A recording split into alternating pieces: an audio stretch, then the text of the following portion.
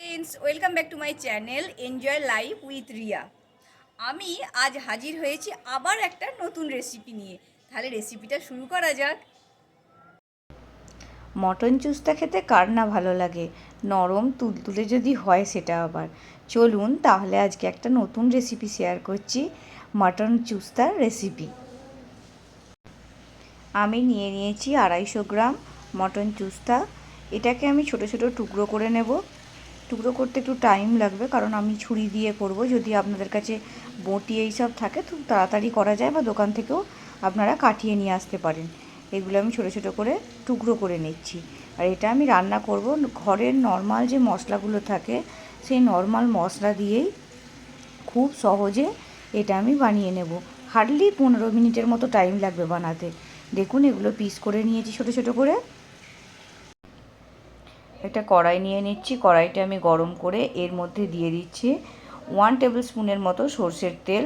আমি কিন্তু এতে খুব একটা বেশি তেল দেব না, কারণ এটা যখন পরে রান্না করব, মটন চুস্তাগুলো যখন এর ওপর দেবো, তা থেকে প্রচুর পরিমাণে তেল বেরোবে, কারণ ওটা চর্বি জাতীয় জিনিস, প্রচুর তেল বেরোবে। তাই আমি এক্সট্রা তেল আর দিচ্ছি না বেশি, শুধু পেঁয়াজগুলো ভাজার মতো অল্প একটু তেল দিচ্ছি।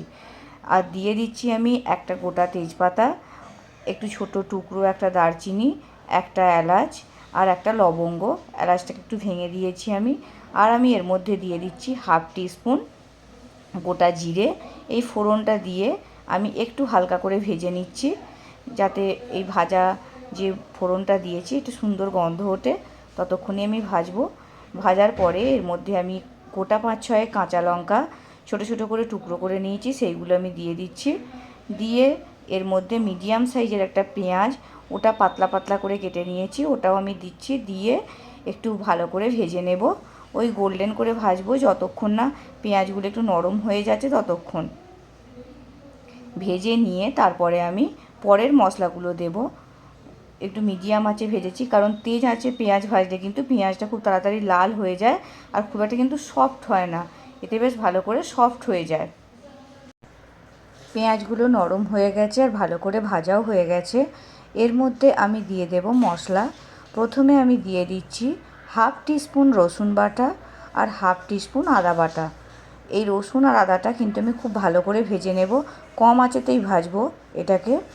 ভেজে যতক্ষণ না তেল না ছেড়ে আসে ততক্ষণ আমি ভাজবো, আর যতক্ষণ রসুনের আর আদার গন্ধটা একদম চলে না যাচ্ছে, এটা আমি ভালো করে ভেজে নিচ্ছি। ওই মিনিট 2-এর মতো টাইম লাগবে ভাজতে। আদা, পেঁয়াজ, রসুন সব মোটামুটি ভালো করেই ভাজা হয়ে গেছে। এর মধ্যে আমি দিয়ে দেব কিছু গুঁড়ো মশলা। সেই জন্য আমি প্রথমে দিয়ে দিচ্ছি 1 টিস্পুন মটন মশলা, যে মটন কারি মশলা মার্কেটে পাওয়া যায়, ওটাই আমি 1 টিস্পুন দিয়েছি। আর 1 টিস্পুন দিচ্ছি আমি কাশ্মীরি লঙ্কার গুঁড়ো। এই সময় চাইলে এর সাথে আপনারা ঝাল যে লঙ্কার গুঁড়ো হয় সেটাও ইউজ করতে পারেন। আমি ঝাল খুব একটা খাই না, তাই আমি আর দিলাম না। আর 1/2 টিস্পুন দিয়ে দিচ্ছি আমি ধনের গুঁড়ো, আর 1/2 টিস্পুন দিয়ে দিচ্ছি জিরের গুঁড়ো। লঙ্কাটা কিন্তু আপনারা আপনাদের পছন্দ মতো ইউজ করবেন। আর আমি দিয়ে দিচ্ছি 1 টিস্পুন হলুদের গুঁড়ো। দিয়ে আমি খুব ভালো করে মিক্সড করে নিচ্ছি একসাথে। পেঁয়াজ, আদা, রসুনের যে আগে ফ্রাইটা ছিল তার সঙ্গে গুঁড়ো মশলাটাও ভালো করে মিক্সড করে নিলাম। এর মধ্যে আমি অল্প করে দিয়ে দিচ্ছি জল, কারণ মশলাটা কিন্তু নাহলে জ্বলে যাবে। গরম পেয়ে জল দিয়ে এটা আমি ভালো করে মিক্সড করে নিচ্ছি। ভালো করে মশলাটা আমি কষিয়ে নিচ্ছি। আরও 2-3 মিনিট দিয়ে একদম কম আঁচেতে ভালো করে কষিয়ে নিচ্ছি।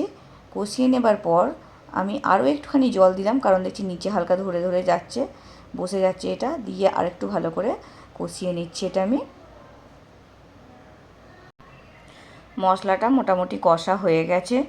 এর মধ্যে আমি দিয়ে দিচ্ছি একটা টমেটো, মিডিয়াম সাইজের টমেটো ছোটো ছোটো করে টুকরো করে রেখেছি, দিয়ে দিচ্ছি। আর এর মধ্যে আমি দিয়ে দিচ্ছি 1.5 টিস্পুন নুন, যাতে টমেটোটা খুব তাড়াতাড়ি নরম হয়ে যায়।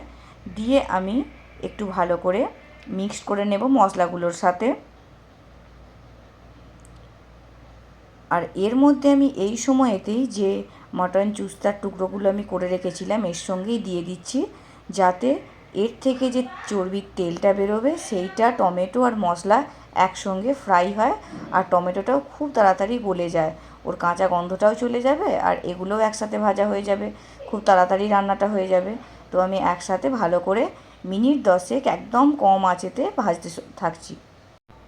এটা কিন্তু খুব ভালো করে কষা হয়ে গেছে, এর থেকে তেলও ছেড়ে বেরিয়ে এসেছে আর খুব সুন্দর একটা গন্ধ উঠছে। এটা কিন্তু দেখতে কিন্তু দারুণ লাগছে না? আপনারা কিন্তু বাড়িতে অবশ্যই একবার বানিয়ে দেখবেন। আমি তো স্মেলটা পাচ্ছি, কিন্তু আপনারা পাচ্ছেন না। বাড়িতে বানিয়ে আমাকে কিন্তু বলবেন কেমন লাগলো। আমি 2 কাপের মতো এতে এখন জল দিয়ে দিচ্ছি, দিয়ে আমি ফ্লেমটা হাই করে দিয়ে এটা ফুটতে দিচ্ছি মিনিট 5 মতো।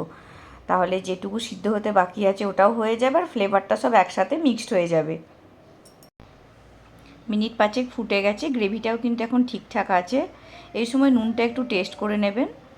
নুনটা একটু কম হলে এর মধ্যে একটু নুন দিয়ে দেবেন, বা বেশি হয়ে গেলে একটু সামান্য লেবুর রস দিয়ে দেবেন, তাহলেই অ্যাডজাস্ট হয়ে যাবে। এর মধ্যে আমি দিয়ে দিচ্ছি 1/2 টিস্পুন গোলমরিচের গুঁড়ো আর 1/4 টিস্পুন আমি দিয়ে দিচ্ছি গরম মশলার গুঁড়ো। দিয়ে আমি ভালো করে মিক্সড করে নিচ্ছি। নিয়ে এটা একটু ঢাকা দিয়ে রেখে দেবো। রান্নাটা আমার একদম রেডি। আমি কিন্তু গ্যাসটা বন্ধ করে দিচ্ছি। এটা আমি গরম গরম ভাতের সাথে এবার আমি সার্ভ করব। ঢাকা দিয়ে মোটামুটি মিনিট 4-5 রেখে দিচ্ছি, তারপরে সার্ভ করব। এটা ভাতের সাথে সার্ভ করার জন্য একদম রেডি। ভিডিওটা ভালো লাগলে অবশ্যই একটা লাইক করে দেবেন আর কমেন্ট করে কিন্তু জানাতে ভুলবেন না। এটা কিন্তু খুব সুন্দর লাগছে দেখতে আর খেতেও কিন্তু খুব সুন্দর হয়েছে। কেমন লাগলো রেসিপিটা অবশ্যই কিন্তু কমেন্ট বক্সে কমেন্ট করে জানাবেন। ভিডিওটা ভালো লেগে থাকলে অবশ্যই কিন্তু একটা লাইক করবেন। শেয়ার আর সাবস্ক্রাইব যারা এখনও করেননি তারা কিন্তু সাবস্ক্রাইব প্লিজ একটু করে দেবেন। পাশে থাকার জন্য অসংখ্য ধন্যবাদ। ভালো থাকবেন, সুস্থ থাকবেন।